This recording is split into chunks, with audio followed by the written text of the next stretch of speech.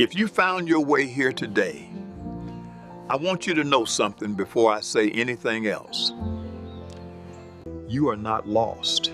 You may feel like it. You may have felt like it for a long time, but the fact that you're still searching, Still listening, still reaching for something better.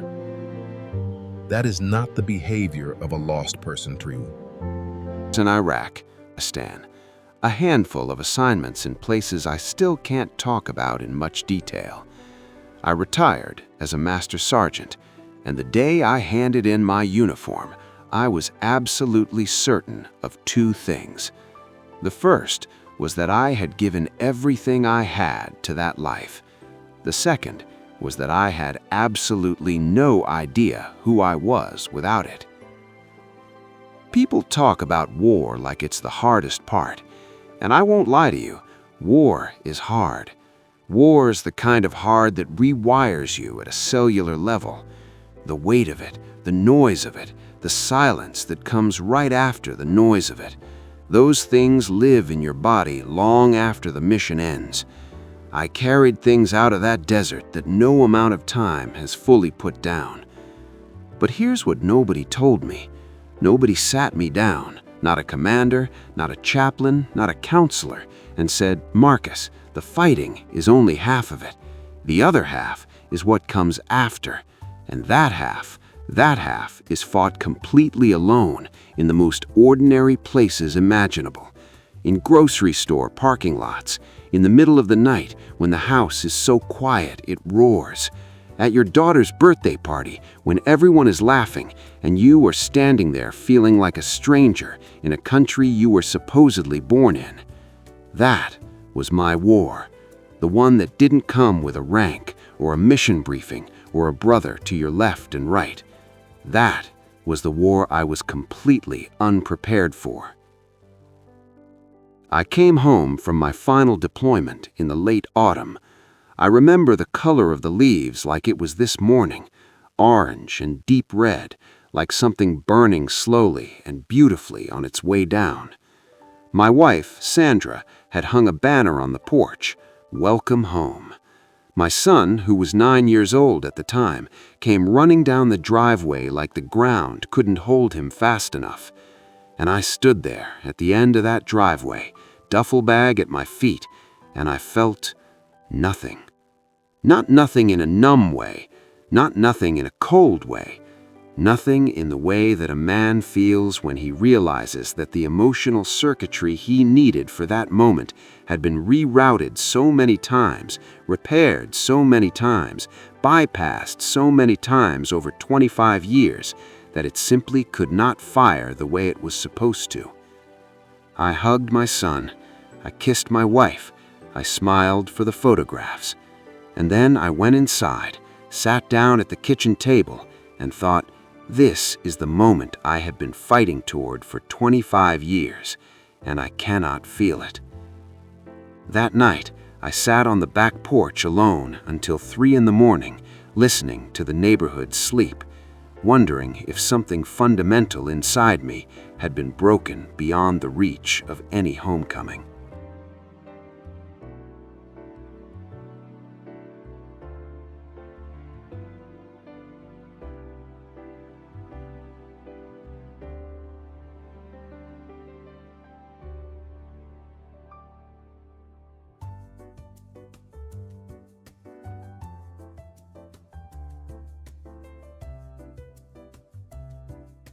The months that followed were the quietest battle I ever fought.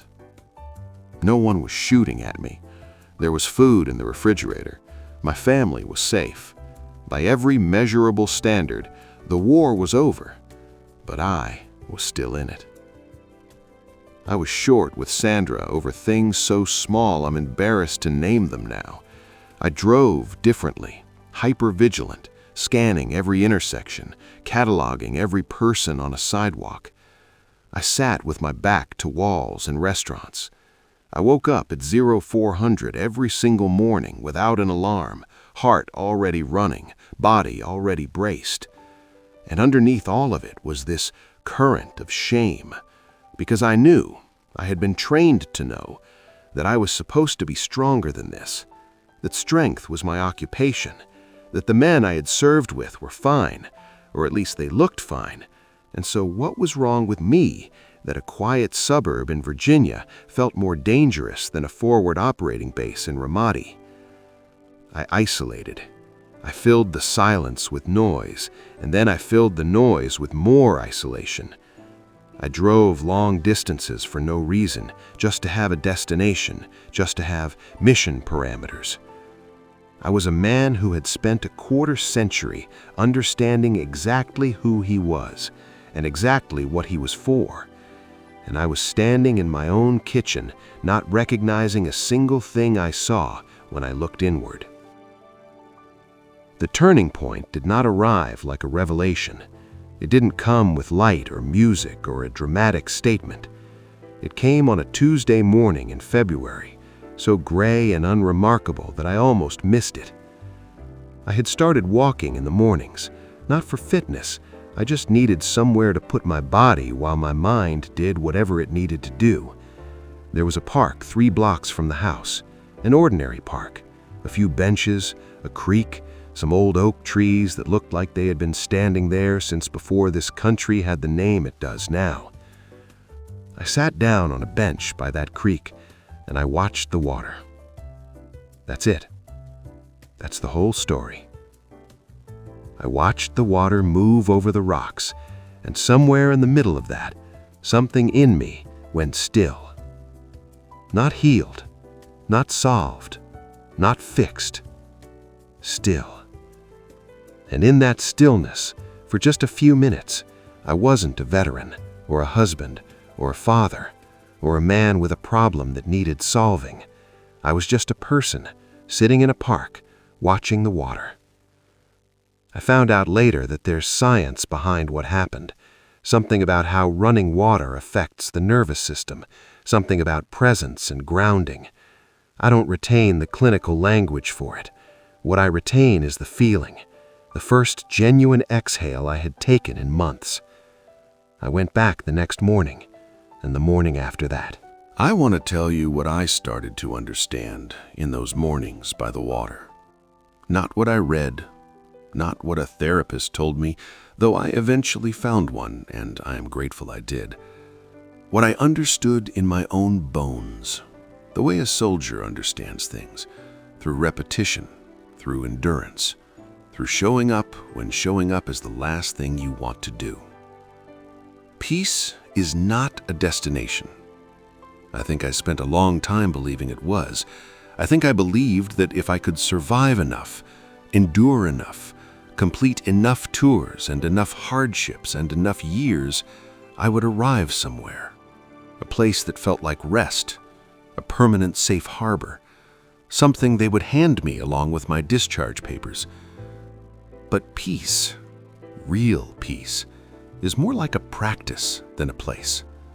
It's the work you do every morning to choose quietly and without fanfare to return to yourself, to let the water move, to let the memories exist without letting them govern, to love the people in front of you imperfectly and openly and without the armor that kept you alive in places that would have killed an unguarded heart. That kind of peace costs everything you thought you knew about strength.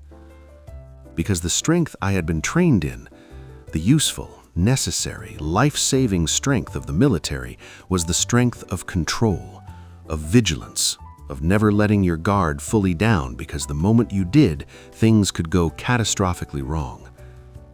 That strength served me. I will never speak against it. It brought me home more times than I can count. But it was not the right tool for a kitchen table in Virginia. Learning the difference, learning to pick up one and put down the other depending on what the moment actually required, that was the hardest training of my life. I'm going to tell you something about my son. He's 19 now. He plays guitar badly and enthusiastically, and he wants to study environmental science, and he has his mother's laugh, which is the best sound I know. Last spring, we went fishing together, just the two of us. A lake about an hour outside the city, nothing special about it. the kind of lake that exists purely to give people an excuse to sit beside water and not talk very much. We were out there for about 4 hours. We caught 2 fish between us and released them both. We talked about some things and didn't talk about other things, the way men do when they care about each other and are not yet sure how to say it directly. On the way home, he was quiet for a long stretch of highway. And then he said, "Dad, I don't know what it was like over there, but whatever you did to come back from it and still be here like this, I just want you to know I see it." I kept my eyes on the road. I told him thank you, and I thought, this is what peace actually looks like. Not the absence of everything hard, not the erasure of everything I carried, but this, a drive home with my son, an ordinary lake, 2 fish returned to the water, a boy who sees his father and finds something worth naming. That is what the campaign was for. There's something I have come to believe about the human spirit. Not based on doctrine or training, based on watching people, soldiers and civilians, the decorated and the forgotten, the ones who made it through and the ones who almost didn't. The human spirit does not surrender. It bends. Lord, does it bend.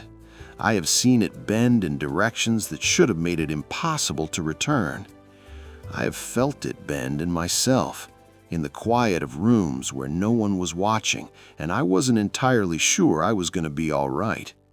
But it does not break. Not finally. Still listening, still reaching for something better.